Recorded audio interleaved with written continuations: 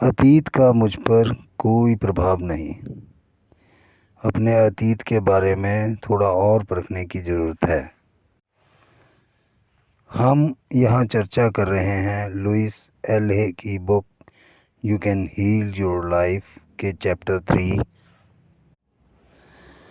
कहाँ से आता है यह विचार की। नमस्कार, आदाब, सत श्री अकाल। मैं त्रिलोचन।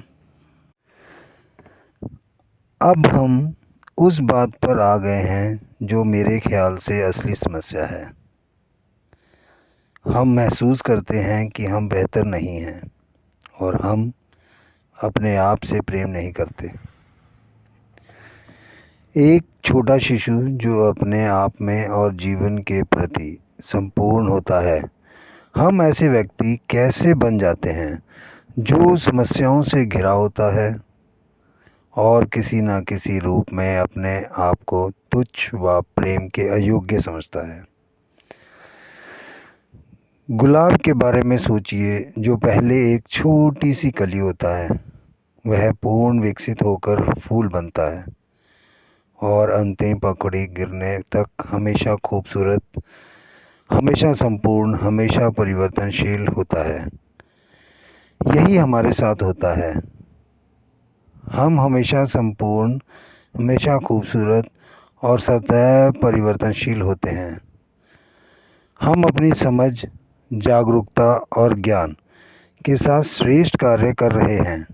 जैसे जैसे हम और अधिक समझ, जागरूकता व ज्ञान प्राप्त कर लेंगे तो हम अपने कार्यों को कुछ अलग प्रकार से करेंगे।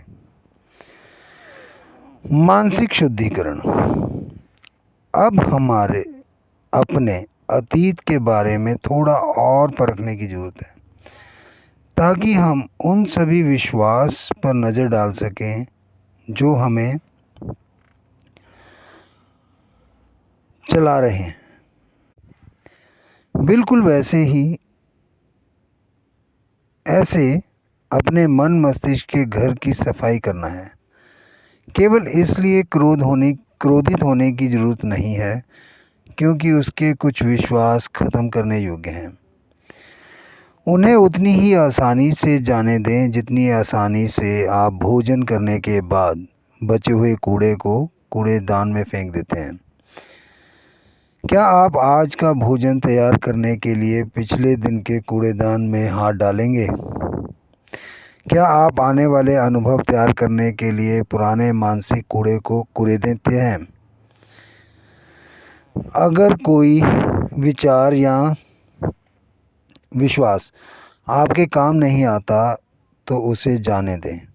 ऐसा कोई कानून नहीं है कि कभी आप जिस बात पर विश्वास करते थे उस पर हमेशा के लिए विश्वास बनाए रखना ज़रूरी है। आपके संकुचित विचारों पर नज़र डालते हैं और देखते हैं कि वे आते कहाँ से हैं। विचार, मैं उतना अच्छा नहीं हूँ। स्रोत, उसके पिता ने बार बार कहा कि वो मूर्ख है। उसने कहा कि वह एक सफल व्यक्ति बनना चाहता था ताकि उसके पिता को उस पर गर्व हो। इसके कारण उसे एक के बाद एक विफलता मिली। पिता ने उसके लिए कई व्यवसायों के लिए पैसा लगाया लेकिन वे सब असफल हो गए। विचार, अपने आप से प्रेम की कमी। स्रोत, वह पिता की स्वीकृति पाने की कोशिश कर रही थी। वह अपने पिता की तरह बिल्कुल नहीं बनना चाहती थी। वे किसी भी मुद्दे पर सहमत नहीं होते थे और उनके बीच हमेशा बहस होती थी। वह अपने पिता की सिर्फ स्वीकृति चाहती थी लेकिन उसकी बजाय उसे सिर्फ आलोचना मिली। नकारात्मक संदेश। अगला अभ्यास यह है कि आप एक कागज़ का टुकड़ा लें तथा एक सूची बनाएं कि आपके माता पिता के अनुसार आपके अंदर कौन सी कमियां थी? आपने कौन से नकारात्मक संदेश सुने? उनका पैसे के बारे में क्या कहना था? वे आपके शरीर के बारे में क्या कहते थे? उन्होंने आपकी रचनात्मक प्रतिभाओं के बारे में क्या कहा? कागज़ के इन टुकड़ों पर जो भी ऐसे विचार हैं जो आपको अपने अंदर से हटाने हैं, ये वे विश्वास हैं जो आपके भीतर मैं उतना अच्छा नहीं जैसे विचार पैदा कर रहे हैं। अपने आप को एक बालक के रूप में देखना।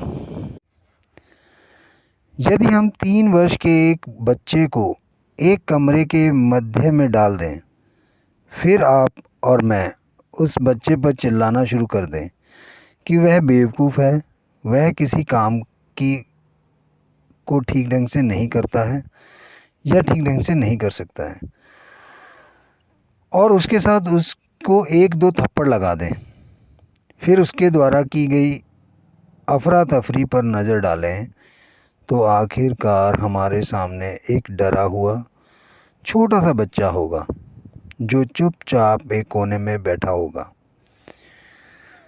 या जो उस जगह को अस्त व्यस्त कर देगा। बच्चा इन दोनों में से एक तरीका अपनाएगा, लेकिन हम उस बच्चे की क्षमता को कभी नज़र नहीं देख सकते।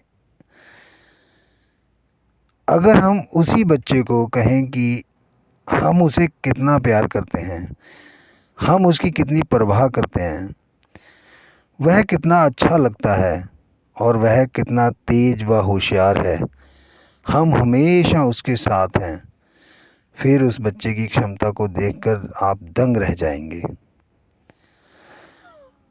हम में से हर किसी के अंदर 3 वर्ष का बच्चा है और हम अपना अधिकांश समय अपने भीतर उस बच्चे पर चिल्लाते हुए बिताते हैं। फिर हम सोचते हैं कि हमारा जितना भी बुरा हो रहा है वह क्यों हो रहा है, हम इतने दुखी क्यों हैं।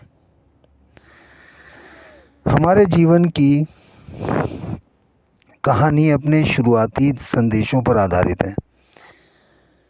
हम सभी अच्छे छोटे बच्चे होते हैं और अत्यंत आज्ञापूर्वक उन सभी बातों को स्वीकार कर लेते हैं। अपने परिवार को दोषी ठहराना।